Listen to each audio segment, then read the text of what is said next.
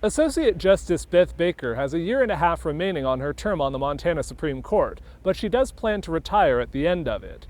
Two candidates are already saying they're interested in replacing her. They both acknowledge it's going to seem early to many Montanans, but they say they need to begin reaching out to voters now. It takes a lot of time and effort to get your message out across Montana. We don't have as much of an opportunity to do that just in our regular day-to-day lives. The two candidates have two big things in common. They're both district court judges and both from Flathead County. The first will be a more familiar name to voters across the state. Dan Wilson ran unsuccessfully for an associate justice position last year. He describes himself as a constitutional conservative and opposing judicial activism. And he says his last campaign will give him a jump start this time. When I started my campaign the last time and I spoke to people and introduced myself, told them my name, they'd say, "Who? Who are you?"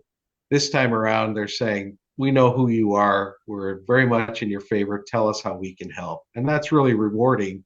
And that's the foundation that I plan to build on and expand.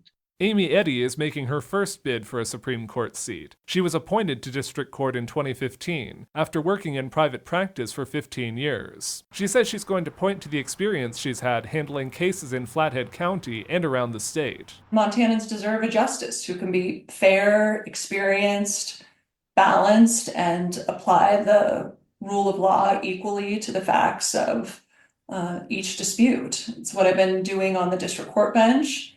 And it's certainly what I would do on the Montana Supreme Court to guard people's freedoms, protect the Constitution, hold criminal defendants accountable. Baker's seat is the only one on the Supreme Court that will be up for election in 2026. In 2024, when there were two open seats, the candidates together raised more than $1 million, and several million more in spending came from outside groups. In Helena, Jonathan Amberian, MTN News.